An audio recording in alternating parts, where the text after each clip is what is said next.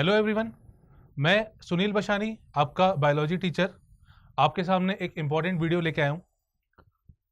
बच्चों, आज से 7 दिन बाद यानी 7 मई को आपका नीट एग्ज़ाम है, नीट 2023। और आपने काफ़ी ज़्यादा मेहनत की है इसके लिए। जो एक मेजर क्वेश्चन आता है हमारे सामने अभी इस टाइम पे कि हम इस कमिंग वीक में, मतलब आखिरी हफ्ते में, किस तरह से सिलेबस को कवर करें, ऐसा कवर करें कि वो पूरा का पूरा सब कुछ हमारा रिवाइज हो जाए। तो यहाँ पे मैं बायोलॉजी से जुड़े हुए कुछ इंपॉर्टेंट पॉइंट्स यहाँ पे बताऊंगा कि आपको किस तरह से बायो का रिवीजन करना है, ताकि वो प्रॉपर टाइम पे वो रिवीजन खत्म हो जाए और आप 7 मई को कॉन्फिडेंस के साथ पेपर को अच्छे से अटेम्प्ट कर सके। ठीक है। अब यहाँ पे अगर हम सारे सब्जेक्ट की बात करें तो देखिए, फिजिक्स, केमिस्ट्री, बायो आपको रोज ही पढ़नी है और सबके आपको चैप्टर्स दिन में कुछ स्पेसिफिक चैप्टर्स कवर करने हैं, ताकि आपका फ्राइडे तक मोस्ट ऑफ द क्या पूरा ही सिलेबस कवर हो जाए। सैटरडे को आप कुछ पॉइंट्स पढ़ें, रिलैक्स भी रहें, आराम से पूरी प्रॉपर नींद लें, ताकि संडे का एग्ज़ाम आपका आप ठीक से दे सकें। तो मैं बायो को यहाँ पे फोकस करके आपको चीज़ें बताता हूँ। देखिए, बायो में इस तरह से हमें तैयार करना है, स्टार्ट करने हैं चैप्टर, प्रिपेयर करना, रिवाइज करना, कि वो फ्राइडे तक सारे के सारे ख़त्म हो जाए। मैं यहाँ ये नहीं बोलूँगा कि इम्पॉर्टेंट चैप्टर पहले करें, या क्योंकि सारे के सारे इंपॉर्टेंट चैप्टर है। बायो में सारे चैप्टर से एक क्वेश्चन, मिनिमम एक क्वेश्चन तो आता ही है, और मैक्सिमम 6 से 7 क्वेश्चन, 8 क्वेश्चन तक भी जाते हैं किसी एक पर्टिकुलर चैप्टर से। तो हमको जैसे स्टार्ट करना है, तो हम यहाँ पे कम वेटेज वाले चैप्टर से स्टार्ट करेंगे। कम वेटेज वाले चैप्टर, या जो चैप्टर ईजी हैं, या हम उनमें वो चैप्टर भी रख सकते हैं जो हमारे बहुत अच्छे से प्रिपेयर है। जैसे अगर मैं बोलूँ कि मंडे से हमको स्टार्ट करना है या संडे से फ्राइडे तक स्टार्ट करना है, तो हम शुरुआत में वो चैप्टर उठाएंगे जिनसे कम क्वेश्चंस आते हैं। जैसे फॉर एग्जांपल स्ट्रैटेजीज वाला जो चैप्टर है, ठीक है, उसमें प्लांट वाला पार्ट ऐसा है कि उसमें आपने पहले से अगर याद किया होगा तो वो इजीली आपको सामने चीज़ें आती जाएंगी। लिविंग वर्ल्ड, ये छोटा सा चैप्टर है, हार्डली एक क्वेश्चन आता है उससे। या रिप्रोडक्शन इन ऑर्गेनिज्म, या माइक्रोब इन ह्यूमन वेलफेयर। तो इस तरह के जो चैप्टर्स हैं ये कम वेटेज वाले हैं, मतलब इनसे एक क्वेश्चन आ सकते हैं, 2 भी आ सकते हैं क्वेश्चंस, पर ये छोटे चैप्टर्स हैं। तो आप इनको एक बार उठाएंगे और जल्दी से पढ़ देंगे तो ये ज़्यादा टाइम कंज्यूम आपका नहीं करेंगे। यहाँ पे आपको पढ़ना किस तरह से, यहाँ पे इन चैप्टर्स में आपको एनसीईआरटी की रीडिंग करनी है। देखिए, हमें ना सारे चैप्टर्स की एनसीईआरटी रीडिंग बार बार करनी होती है, और अभी तक आपने कई बार वो की भी है, पर जो लास्ट वीक प्रिपरेशन है उसमें आपको सिर्फ एनसीईआरटी बुक लेनी है और उस बुक के सामने खोल कर उसको रीड करते जाना है। रीडिंग में बहुत ज़्यादा आपका टाइम कंज्यूम नहीं होगा, क्योंकि मैक्सिमम चीज़ें आपको पता है। जो चीज़ें आप भूल जाते हैं वो भी आपके सामने आती रहेंगी और वो बार बार आपको रिकॉल होती रहेंगी। तो सबसे पहले उन चैप्टर्स को उठाना है जिनका वेटेज कम है। ठीक है, इसमें छोटे चैप्टर्स उठाने, और जो आपको पूरी तरह से याद है ऐसे चैप्टर्स आपको यहाँ पे उठाने हैं, उनकी एनसीईआरटी रीडिंग करिए। और अगर ये बेस्ट है कि अगर आप उस चैप्टर से जुड़े हुए पीवाईक्यू भी साथ में करते हैं।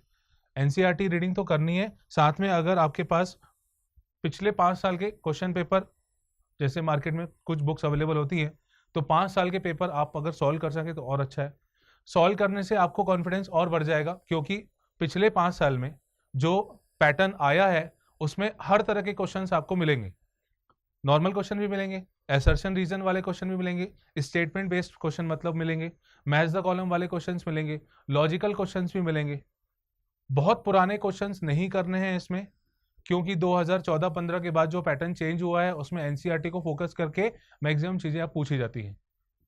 तो आपको एनसीईआरटी रीड करनी है, पहले तो कम वेटेज वाले चैप्टर्स को एनसीईआरटी रीड करनी है, और उससे जुड़े हुए पिछले कुछ सालों के क्वेश्चन, 5-6 साल के क्वेश्चन जो भी आपके पास अवेलेबल है वो करना है। अगर आपको कहीं पे कोई ऐसा टॉपिक है या कोई ऐसा चैप्टर है जिसके में आपको प्रॉब्लम जाती है, तो यूट्यूब पे कई सारा मटेरियल अवेलेबल है। ठीक है, तो ऐसे वन शॉट वीडियो भी वहाँ पे मिल जाएंगे। तो ऐसे वीडियो में आप ज़्यादा टाइम कंज्यूम मत करिए, और फिर भी आपको लगता है कि ये टॉपिक आपको एक बार रिकॉल करना चाहिए, आप भूल गए इस टॉपिक को, तो उसको थोड़ी सी ज़्यादा स्पीड पे करके देखिए, ताकि वो जल्दी से ख़त्म हो जाए और आपका रिकॉल भी हो जाए। तो जब ये सारे चैप्टर्स हो जाएंगे तो मेरे ख्याल से इन चैप्टर्स को करने में लगभग 2 दिन तो आपको लगेंगे ही लगेंगे।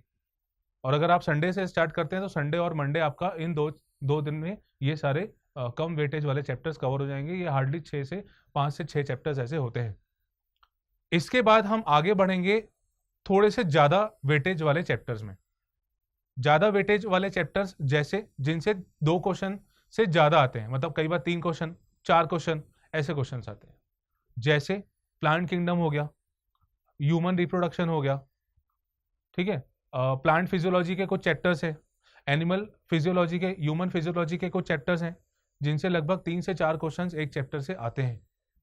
तो अब 2 दिन पूरे होने के बाद आप इसके बाद ये थोड़े से ज़्यादा वेटेज वाले चैप्टर्स उठाइए और पैटर्न वही रखिए कि पहले एनसीईआरटी से पूरा रीड करना है और एनसीईआरटी में रीड करते करते आपको ये भी ध्यान रखना है कि जो एग्जाम्पल्स हर चैप्टर में दिए हुए हैं उनको आपको बार बार अच्छे से रिवाइज करना है, क्योंकि एग्जाम्पल्स ही हम भूलते हैं।